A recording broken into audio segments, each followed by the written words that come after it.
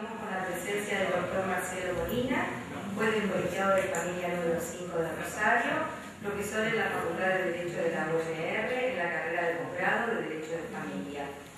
Con el doctor Cristian Allende, subsecretario de Derecho de la Niñez, Adolescencia y Familia de la provincia de Santa Fe, y con el doctor Santiago Lemos, director del Registro Único Provincial de Aspirantes a Guarda con fines adoptivos, o AGA, dependiente del Ministerio de Justicia y Derechos Humanos. Le damos la palabra al doctor Marcelo Molina. En esta sala, por lo menos cuando entré, vi a una persona que la semana pasada, o la anterior, no recuerdo, la anterior, parece, nos dio a todos una lección de amor y de solidaridad. ¿Sí? A esa familia, yo le pido que la aplaudan.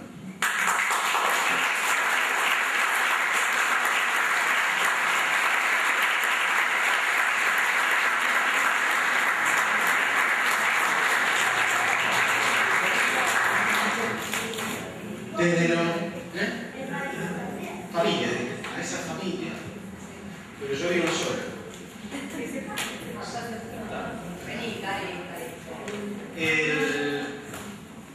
Pero además desde el Poder Judicial, a esta gente se le tiene que decir, en principio, gracias.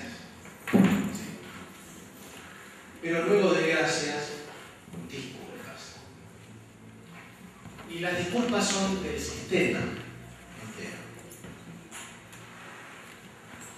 Del sistema completo. Eso que sucedió nunca debió haber sucedido. Jamás. También nos dio una lección. Yo voy a hablar de dos mamás. Amén del papá. Yo voy a hablar de dos mamás. La mamá guardadora y la mamá biológica. La mamá biológica también nos dio una lección. A todos. ¿Por qué nunca debió haber sucedido? Primero porque, acá tenemos un secretario de niñez, y esto lo hemos hablado, porque por otra parte, en esos días teníamos una reunión de jueces de familia y secretarios y funcionarios con la gente de niñez, que tuvimos oportunidad de hablarlo en el mismo día. La Dirección de Niñez debió haber adoptado una medida de protección integral del niño y colocar a la bebé, creo que todos sabemos de lo que estamos hablando, así que no, colocar a la bebé con una familia solidaria en forma inmediata, sacándola del hospital, evitándole el riesgo que tenía de una enfermedad intrahospitalaria. Si eso se hubiera hecho 3 días antes, nunca hubiéramos llegado a esta situación. Y no eran 3 días cualquiera, porque 3 días en nuestra vida son 3 días. Pero cuando uno piensa que una persona pasó el 100% de sus horas en terapia intensiva, como es una neonatología, donde uno puede saber si es de día o de noche, quisiera saber si cualquiera de nosotros quisiera estar el 100% de nuestros días metido en terapia intensiva. Cuando viene la propuesta de niñez, el pedido de protección de personas, se indicaba que no se podía tomar una medida excepcional, porque la medida excepcional, y es correcto, es sacar a un chico del centro de vida, donde está, y esta nena no se la estaba sacando del centro de vida, el centro de vida defendida, estaba en el hospital. Y que por eso no se iba a dar la familia solidaria. En verdad creo que se trata de un mal asesoramiento. No, pero ni siquiera hablo de mal voluntad, ni nada por el estilo, al contrario. Yo soy un tipo que valora mucho lo que trabaja en niñez, porque con todas las carencias que tienen, las abogadas, los abogados de corte, hacen lo más que pueden. Pero acá salimos de esa situación por la buena relación que hay con la gente, con los directivos de niñez y con los directivos del registro. En verdad, el juez que le tocó intervenir, en este caso soy yo, desde el punto de vista jurídico, debió haber sacado un pequeño decreto que dijera, en términos nuestros y comunes, señores de niñez, cumpla con su función. Devolverle la actuación y sacarse el problema de encima. Pero en realidad no le solucionaba el problema a la bebé, de quien yo la tenía el dato, que estaba bien, gozaba de buena salud. no tenía ningún tipo de problema, estaba en neonatología únicamente porque no había quien la cuidara en sala. Entonces lo que había que hacer era solucionar el problema, darle una familia que le dé afecto y evitarle la posibilidad de un contagio. ¿Qué hicimos? Las tres instituciones. Bueno, Cristian no era de Lautaro, pero bueno, es la misma institución. Cristian hubiera hecho exactamente lo mismo. Ponernos de acuerdo, decir, bueno, vamos a solucionar el problema tomando lo que yo sugería, llamar a la gente del registro de adoptantes y ver cómo solucionamos, qué salida le encontrábamos a esto, sabiendo que en principio no era una adopción. Más que nada por el problema del riesgo hospitalario que tenía Varela y por el criterio que uno maneja desde siempre, que es que un chico recién nacido necesita el afecto de una familia. Esto primero, del riesgo hospitalario después. Entonces nos ha enseñado en primer término que Niñez puede tomar medidas de protección integral que impliquen poner una familia solidaria. Clarito eso. ¿Por qué el juez convocó al RUAGA y no una familia solidaria? Bueno, primero porque Niñez le dijo que familia solidaria no, y segundo porque el acceso que tenemos los jueces es al RUAGA. Tercero porque el RUAGA tiene familias evaluadas. Llamamos a esta familia que se anotó para ser familia adoptiva y no para ser familia solidaria. Se les expuso la situación y ellos asumieron este rol, sabiendo casi con seguridad o no que quizá esa adopción era casi una ilusión. Pero a la noche del día viernes teníamos la nena en una familia con afecto, con contención y sin ningún tipo de riesgo de enfermedad, más que la enfermedad que podría haber contraído en cualquier lado. La lección que da esta familia que toma la guarda nos la termina de dar al final de todo esto. Y es la siguiente. La actitud de esta familia le cierra la boca a muchos de los que opinan que los padres adoptivos son una suerte de banda de apropiadores de los hijos de los pobres. ¿Sí? No es así. Yo no digo que todo el mundo opine igual, sino digo que no es una generalización para hacer. Esta familia que resultó ser, y les soy claro, por casualidad, una familia vinculada a los grupos de acción, digamos, de los padres adoptivos, demostró que trabajó como familia solidaria cuando en realidad nunca se lo propuso. Sin embargo, lo hizo y hizo un acto de solidaridad, de amor y de desprendimiento enorme. Para lo cual yo no sé si estaban preparados. Porque no se habían anotado para ser solidarios, para ser familia solidaria, sino para ser padres adoptivos. Un concepto totalmente distinto. Sin embargo, nos dan esa lección. Y nos dan una lección a todos. Y además a la comunidad le tiene que dar como lección la imperiosa necesidad que haya familias solidarias. La campaña que está haciendo el Poder Ejecutivo respecto de las familias solidarias no es una campaña política. En todo caso es una campaña de política pública, de necesidad extrema. El secretario comentaba el otro día en el Colegio de Magistrados que se anotaron 100 familias en términos redondos, ¿no? De las cuales evaluadas hay 40. 40 es un número, obviamente, pero es muy poco. Y hay que ver si las 40 están en condiciones.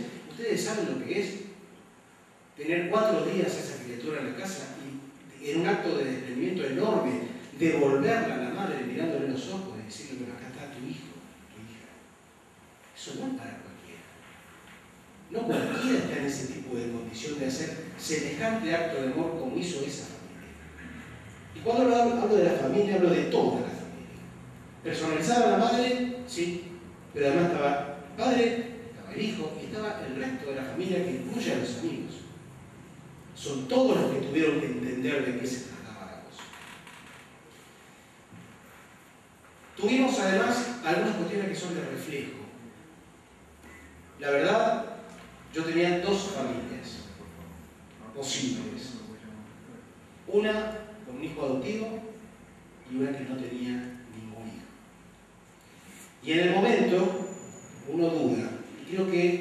una cosa que tenemos que empezar a hacer, jueces especialmente, es mostrarnos que tenemos momentos de duda.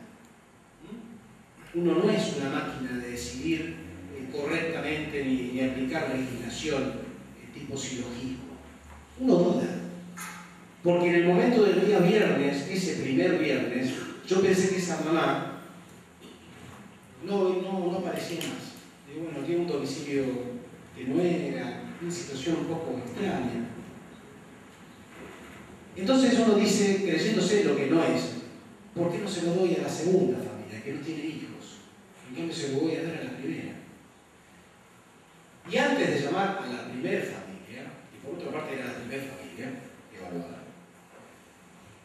yo pensé, ¿y si la madre aparece? ¿Y si la madre aparece, cómo queda esa segunda familia que tiene que devolver ese hijo que tuvo por 4 días y que no va a tener más? Cuando tuvimos la entrevista con la primera familia, todos dudamos, ¿no? Todos dudamos. ¿Qué pasaba con la segunda familia?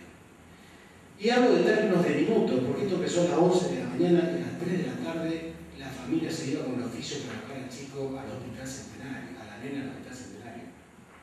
Esto fue cuestión, dudas de minutos. Por suerte, por eso lo reitero, por suerte, el tiempo dio la razón de lo conveniente que fue brindar esta posibilidad a la primera familia y no a la segunda. Otra lección que nos da todo esto viene del lado de la madre biológica, y la lección va dirigida a la comunidad que somos todos nosotros. El día martes esto llegó a la prensa, cosa que la verdad es un milagro que no haya llegado el día sábado, domingo. Lo extendimos hasta el martes, y no, bueno, que la prensa yo creo que es algo que uno tiene que respetar, y muchísimo, porque en muchos casos es muy útil. En esta situación no era conveniente para nada que saliera a luz esto. Y yo en este punto le hago un reconocimiento a Mariela que está aquí. Porque Mariela también tomó una decisión, en otro caso totalmente distinto, ¿no? Pero también tomó una decisión con cierta velocidad. Con cierta velocidad, pero tomando a su vez precauciones. Por lo cual se tuvo que bancar que alguna gente dijera una sarta de pavadas, como por ejemplo titular adopción express. Entonces la jueza tuvo que salir por todos lados, no se trata de una adopción express, porque si no parecía que estuviera haciendo una especie de delivery. Y no fue así para nada, pero por otra parte conozco cómo se dio la situación, ¿no? O sea, y ella tomó lo que tenía que hacer. Fueron 15 días, pero habrán sido 4 meses, no lo sé, fueron 15 días. Tomó ciertas precauciones. Para evitar eso, esto salió el día martes, y nos pusimos de acuerdo en que iba a salir yo a hablar con la prensa. Sin conocer a la madre, salimos a decir a la madre biológica, no estigmaticen a esta mujer, porque no podemos saber qué es lo que le pasó. Esa chica, en principio, y con los datos de ese momento, llevó a término su embarazo, no abortó. Llevó a término un embarazo de una nena bien criada porque estaba sana por otra parte, y la tuvo en un hospital público. Se fue del hospital, pero la dejó en un hospital, no la tiró en un tacho de basura, no la vendió, no hizo absolutamente nada de esas cosas. Entonces no estigmaticemos a la madre, que venía estigmatizada porque era paraguaya y pobre. Esa era la realidad.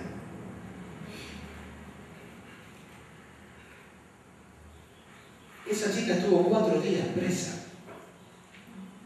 4 días presa. ¿Cuál es el mensaje que hay que darle a las madres? Tiren a sus hijos, abórtenlos, déjenlos y váyanse, no los tengan en un hospital, porque si no, se entiende esto.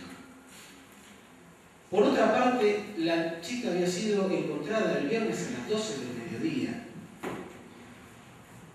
Y nosotros dimos la guarda el viernes a las 3 de la tarde. Y yo en esto hago un mea culpa relativo.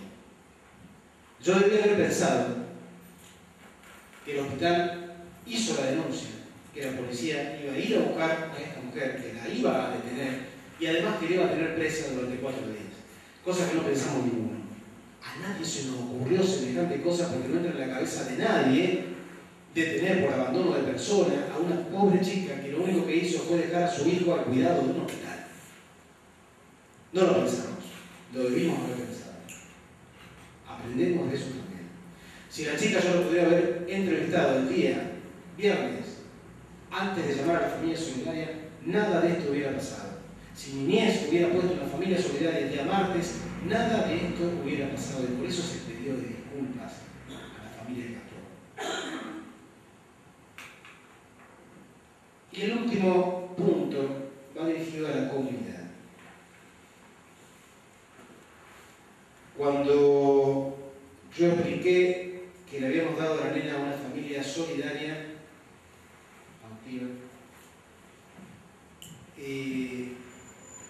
los comentarios fueron unánimemente favorables. Cuando expliqué que se lo habíamos devuelto a la mamá, nuestra comunidad empieza a mostrar sus más podridas miserias. Sus más podridas miserias. Porque la madre del paraguaya es pobre. Y porque además, desde un punto de vista de un instinto de maternidad inexistente, hay ciertas madres que piensan que una madre cuando pare se encuentra en condiciones de tomar decisiones como si fuera una especie de autómata de la maternidad. Y eso no es así.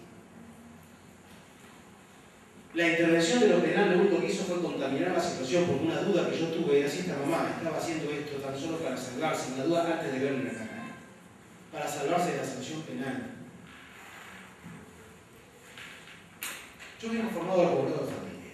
El poblado de familia de Rosario es un poblado interdisciplinario y agradezco la formación interdisciplinaria. Porque cuando yo estudié antropología en el poblado de familia digo, ¿qué tiene que ver esto con el derecho?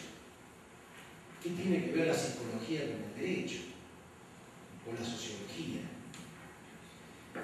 La madre nació en un pueblo a 300 kilómetros de Asunción. Es decir, que no nació en la capital del Paraguay, nació en un pueblo a 300 kilómetros de Asunción. De la charla surge que es un pueblo de casas bajas, cuyos habitantes tienen terreno en el fondo de la casa, cuya cultura les indica ciertos valores que para nosotros quizás ya no sean tantos valores, pero para ellos sí. Y esta chica tenía una vergüenza enorme de lo que le había sucedido. La hermana de la chica que yo entrevisté tiene una hija de 1 año y 2 meses. La hija caminaba por el tribunal. Si no, para alguno que conozca mi despacho, es así, chiquitito, se caminaba alrededor nuestro. Hacía garabatos, estaba bien vestida, humildemente, pero bien vestida. Y la que cuidaba a esa nena era la mamá biológica de lo que estamos hablando. La tía estaba dispuesta a dar una mano porque le estaba dando una mano a su hija, a su hermana. Y a su vez, la abuela del Paraguay quería venirse para acá a prestar una mano. Entonces, cuando esta mamá biológica se dio cuenta en qué situación se encontraba, acompañada y no abandonada, porque pensó que estaba en su terrible grado de soledad, empezó a recapacitar la cosa. Pero además es cierto tanto que uno no puede perder de vista, le puso nombre a la criatura. Y dio su nombre, no dio un nombre falso, le puso el nombre de su madre. Entonces cuando uno escucha a algunas de las personas, aún funcionarios judiciales, venir a preguntar por qué le devolviste la hija a la madre biológica, dan ganas de mandarlos a algún lugar que podría ser ir a estudiar algo de derechos humanos, cuando todos tenemos que entender que en esto también son derechos humanos. Y en esta cosa tan sencilla como criar a un hijo. Para ir cerrando esto, creo que me fui. Hace unos días, ya un amigo mío, somos amigos casi como hermanos, porque hoy a la tarde se debate otra situación bastante complicada para ciertos sectores de nuestra comunidad rosarina. Entonces le digo, vas a ver el partido, porque yo no lo vengo mirando desde hace un tiempo. Porque estas cosas pasan, ¿no? Yo lo miré perdido y digo, lo que pasa.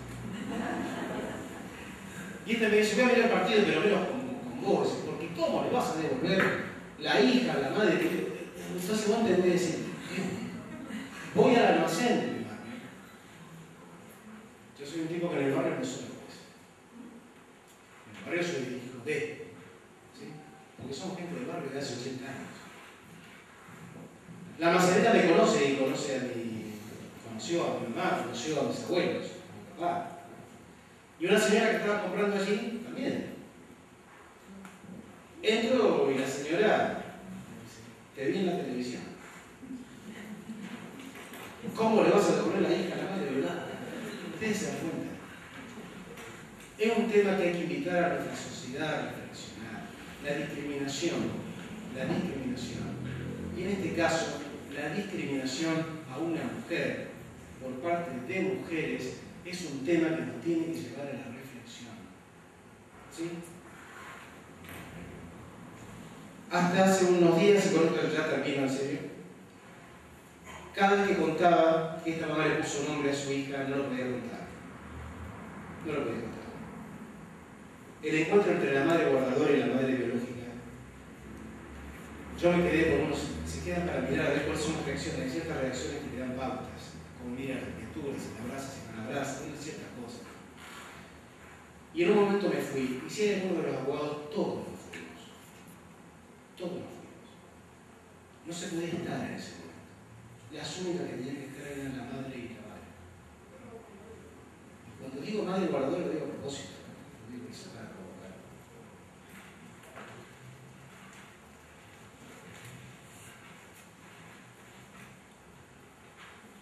¿Quién de los que estamos acá?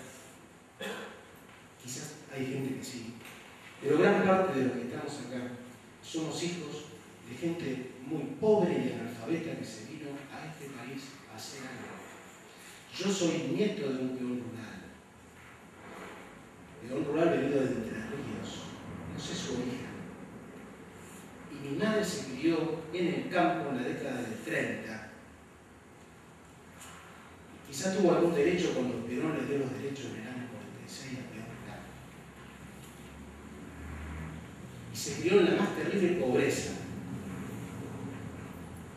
Y la madre de mi amigo, que vivía en Rosario, siempre me ha contado que para Navidad brindaban con agua cuando tenían 5 centavos. Pero a nadie se le ocurrió que debía quitársele los hijos porque eran pobres. Entonces a mi amigo, y no lo vi todavía, le voy a preguntar si su madre debió haber sido sacada de la familia porque eran pobres. E italianos, por encima, porque ahora los italianos son una cosa que en el momento quieren otra cosa. Mis tíos tienen rasgos guaraníes. Todos. Son todos morochos con los pómulos saliendo. Nosotros sabemos más a mi abuelo español. Mi hermano y yo. Mi abuelo español, cuando vino de España, no tenía dónde caerse muerto y no sabía ni leer ni escribir. Y no comía pollo porque viajó al lado de los pollos. Y esto era así. 30 y pico de días al lado del pollo. Y a nadie se le ocurrió quitarle a mi papá porque era pobre. Entonces, la verdad que cuando leo sus comentarios en la capital o cuando algún funcionario judicial me dice ¿por qué le devolviste la hija a la madre biológica? Me dan ganas de mandarlos a estudiar. Muchas gracias. Para nosotros, como Subsecretaría de Niñez, es importantísimo construir un diálogo, construir un puente de comunicación con ustedes permanente, como lo estamos construyendo con otros factores de la sociedad, justamente porque entendemos que todos tenemos algún grado de responsabilidad en lo que es la conformación del sistema de protección integral de derechos. Esto que ahora vamos a charlar un poco sobre eso, para quienes no lo comprendan, es el grado que tenemos todos en el cuidado, en la protección y en garantizar derechos a la niñez, a los niños, a las niñas y a los adolescentes de nuestra sociedad. Así que esa es la idea. La presentación que preparé hoy tiene que ver fundamentalmente con una porción de nuestro tema que les interesa, que tiene que ver con la adopción. Hay un tramo del proceso de la adopción donde la actuación de niñez es clave, y yo sé que algunos la comprenden más, otros la comprenden menos, que tienen muchas críticas para hacer al funcionamiento de niñez, dudas, así que esa es la invitación de hoy. Mi idea es poder contarles a ustedes qué estamos trabajando, cómo trabajamos, desde dónde trabajamos, hacia dónde vamos, y también, por supuesto, poder escucharlos, porque, insisto en esto, al ser, como todos conocen, estar en un proceso de transformación de la política pública a partir de una nueva ley de niñez, está todo el proceso de construcción y el proceso de transición. Así que vamos a contarles, yo me voy a apoyar en algunas plaquitas que hice y las hice fundamentalmente para que ustedes puedan, para que yo sea más explicativo y ordenado en lo que quiero desarrollar. La idea es que, lo que decía recién, podamos charlar hoy en estos tres planos, rápidamente, pero en estos tres planos sintéticamente, en la adopción, en el marco del paradigma de la protección integral de derechos, el vínculo entre la adopción y la medida de protección excepcional, y el trabajo concretamente que estamos haciendo nosotros, que tiene que ver fundamentalmente con ese segundo punto. Pero yo no puedo explicar cuál es nuestro trabajo si no explico antes desde dónde lo hacemos, y esa es la importancia de tomarnos unos minutitos para que ya quien ya conoce, retomar lo que es el sistema de protección de derechos. Lo principal para mí es esto de remarcar qué es el paradigma